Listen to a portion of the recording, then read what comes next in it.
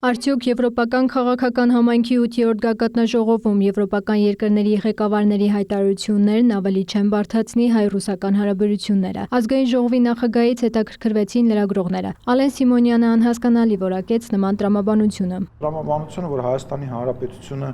իր շահերը պետքա միշտ հետապնդի միացած հետ նայելով թե նա հանգարցակի Ռուսաստանը չի նեղսրտում, որքանով է ճիշտ։ Ես համարում եմ դա ճիշտ չի, որովհետև Ռուսաստանը, երբ որ իր շահերն առաջ տանում, ինքը չի նայում Հայաստանի Հանրապետության շահերին, ինքը կանգնում է այդ շահերի վրա, թե չի կանգնում այդ շահերի վրա։ Հայաստանը Ռուսաստանի դեմ որևէ քայլ չի անում, շեշտեց ազգային ժողովի նախագահը, այլ իր անվտանգությունն ու քաղաքական ուղղությունն է ապահովում։ Վերջացրեք, շատ վատ բան է այդ, որ տենց, կարող է ես մեկին բարև տամ, ինքը ջղայնանա։ Աղա ջան, ջղայնանում ես, ես բարև տվեցի, այդ տրամաբանությունը սխալ է։ Երբ որ մենք պատերազմական վիճակի մեջ էինք անցյալում Ադրբեջանի հետ, Ռուսաստանը համ զենք էր վաճառում Ադրբեջանին, համ դաշնակցային հարաբերությունների մեջ էր եւ ասում էր, որ մենք անկախ պետություն ենք եւ բոլորի հետ ունենք մեր հարաբերությունները։ Իսկ Հայաստանը պետք է տենց ճորտ լինի, իրան ասեն դու սրա հետ պետք է լավ լինես, սրա հետ պետք է լավ չլինես։ Դիտարկմանը, թե Հայաստանը տնտեսական կախում ունի Ռուսաստանից, Սիմոնյանը նկատեց, Հայաստանը ծնկաշ չի ապրում ինչ-որ գերտերության սապոգի տակ, լինի դա Ֆրանսիան ու Ռուսաստանը կամ որևէ այլ երկիր։ Մենք տեր պետք է կանգնենք մեր երկրներին։ Հայաստանը պետք է իր ընտրությունը կատարի։ Ինքը ուզում է, չգիտեմ, մի մեծ աղբորը փոխարինի մեկ այլ մեծ աղբորը։ Ոչ, նախկինի պես իհարկե, նախկինում մենք եղել ենք ծնկած։ Մենք եղել ենք ծնկած, որովհետև մեր նախագահական ընտրությունները անցել են կեղծիքներով եւ հələ կենտրոնական ընտրական հանձնաժողովը չհայտարարած արդյունքները Ռուսաստանը շնորհավորել է, նշանակել է ստեղ նամեսնիկ։ Մեր ուժայինների մեծ մասը ղեկավարները ճշտվել են այդ երկրի հետ։ Մեր քաղաքական ամբողջ կոնյունկտուրան, մեր քաղաքական սաղ ուղեցիրը հաստատ բանալվել է, համաձայնեցվել է եւ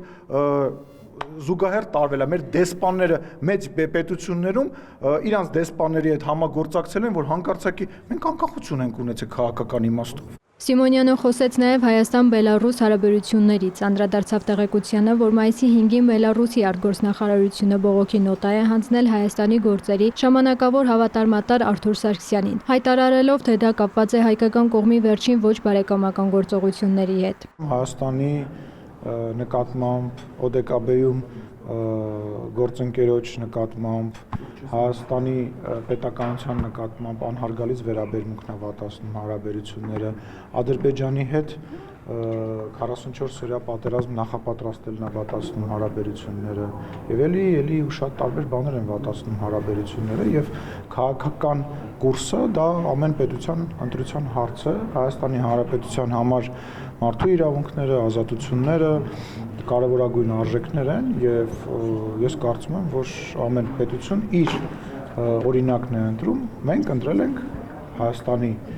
ժողովրդավարացման ճանապարհը, իրանք մի քիչ այլ ճանապարհ են։ Ալեն Սիմոնյանն անդրադարձավ նաև ավելի վաղ արված իր հայտարարությանը, որ Հայաստանը չպետք է դառնա գուբերնիա եւ կառավարվի այնպես, ինչպես Բելառուսը։ Բելառուսում դա գնահատել էին որպես նախընտրական պոպուլիզմ ու սեփական ընտրողներին ներքին ծանրագույն խնդիրներից շեղելու փորձ։ Հայաստանը ծայրագավառ չի լինելու, Հայաստանը կախվածության մեջ քաղաքական չի լինելու, Հայաստանը իր ինքնիշխանության մակարդակը քաղաքական եւ մնացած բոլոր առումներով բարձրացնելու է եւ Բելառուսի կառավարման օրինակը իմ երկրի համար, իմ համար անընդունելի է։ Նրանք ուրիշ մոլորակում են ապրում, այնտեղ իստում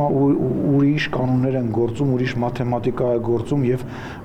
չգիտեմ, աշխարհը միգուցե մի քանի պտույտ այլ կողմ է պատտվում։ Ադրբեջանում պահվող հայերի վերադարձի մասին Սիմոնյանը կարևորեց, որ այս հարցը զերծ մնա քաղաքական շահարկումներից։ Թողեք գործ անենք, թողեք այդ մարդկանց հետ բերենք ոնց որ բերում ենք։ Հերիք քաղաքական շահարկումներ անեք, գերիների հետ կապված անհայտ կորածների ծնողների հետ կապված քաղաքական շահարկումներ անեք, մահացածների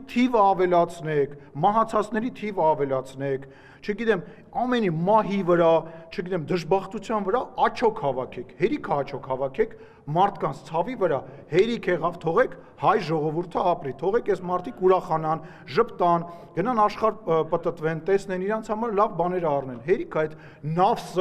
Նավսը, Քոչարյանով, Սերժով վերցրեք, այս դրսից եկած օլիգարխներով վերցրեք, տարեք ձեր մոտ ձեզ պայք։ Այդ երեքը նավս են այս երկրի վրա։ Այդ երեքը հայ ժողովրդի անեծքն են։ Ռոբերտ Քոչարյանը, Սերժ Սարգսյանը, Սամվել Կարապետյանը, մնացածը բոլորը, որ հիմա եկել են ձև են անում, որ ուզում են իշխանության գան, հայ ժողովրդի անեծքն են։ Ազգային ժողովի նախագահը շեշտեց Հայաստանն ազատ երկիր է իր ազատ մեդիաներով, մարդու իրավունքներով ու օրենքի գերակայությամբ։ Մերի Խաչատրյան, Հովհաննես Քյոսյան, լուրեր։